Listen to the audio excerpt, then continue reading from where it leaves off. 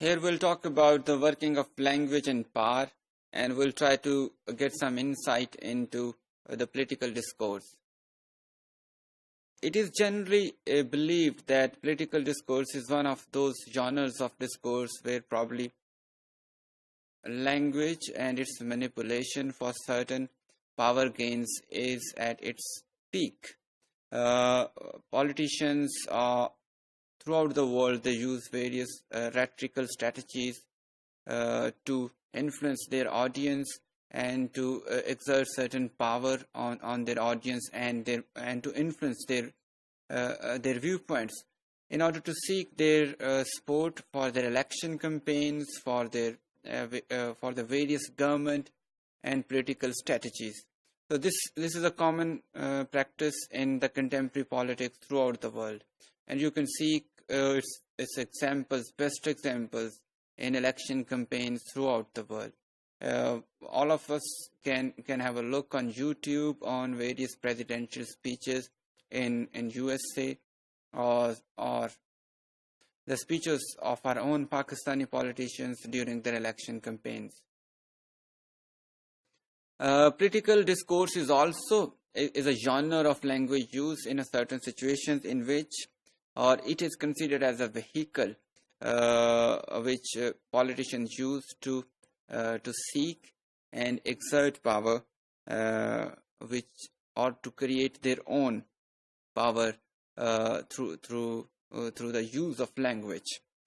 A speech, for example, a speech of a president or prime minister is seen as a practice to preserve his or her face and also the face of his and her government, and it also, in some situations, in relation to national policies or international politics, it also serves as a vehicle to save their national image and their standing in the world.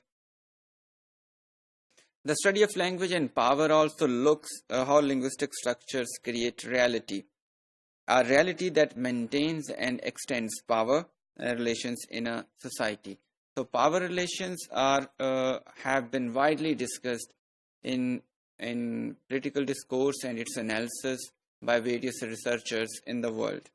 Power is usually visible in various situations. We could, if we just slightly go away from political discourse even, we could see the display of power in various social discourses. For example, between nurses and the doctors, nurses and other medical staff, they are supposed to address the doctors, medical doctors, by formal terms such as doctor, Dr. John, Dr. Maria, etc. They are not supposed to call them by their first names in most of international contexts. Therefore, it seems necessary to call them with some kind of title which shows their grip on the power.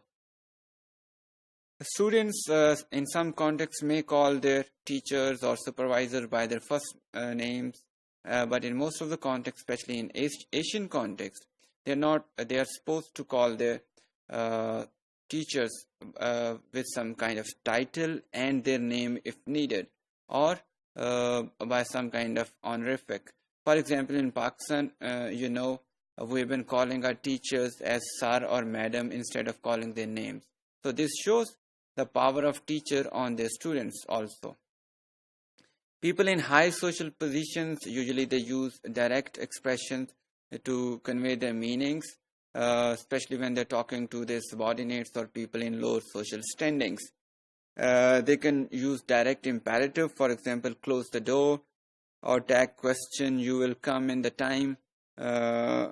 time for the next session, won't you? So these tag questions also shows their power over the other participant. The issue of language and power is very critical. It's not plain, it's not simple, it's so disguised sometimes that people might use very polite expressions.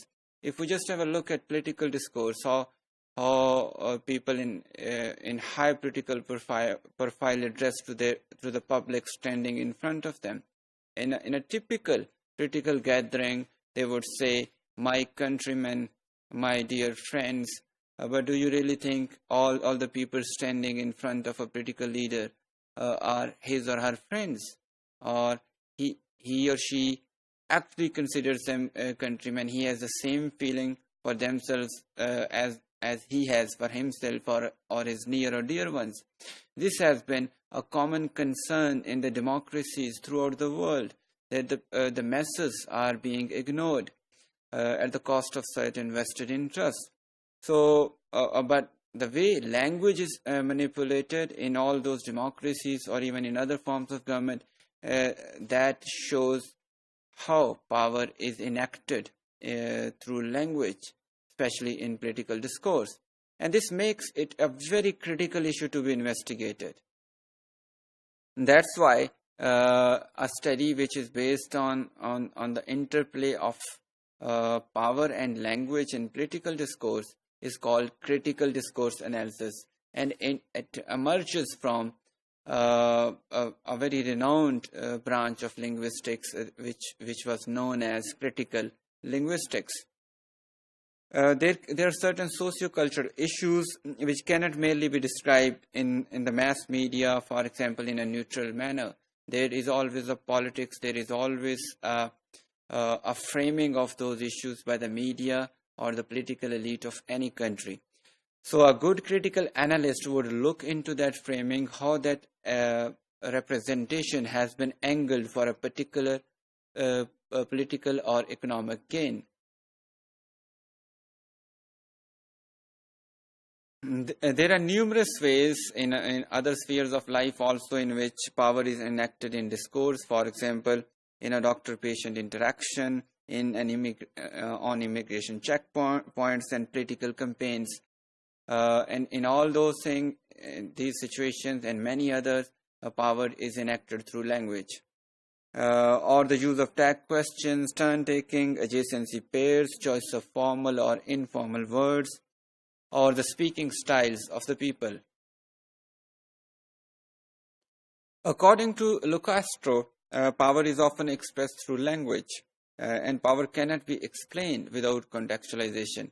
How language is manipulated in a certain context, that would decide the power of certain interactants in that situation, or certain participants of a conversation. The exercise of power involves a latent conflict and clash of interest. Who uses power, especially in political discourse, he disguises it in the language in such a way that the listener would hardly imagine that they are being influenced politically.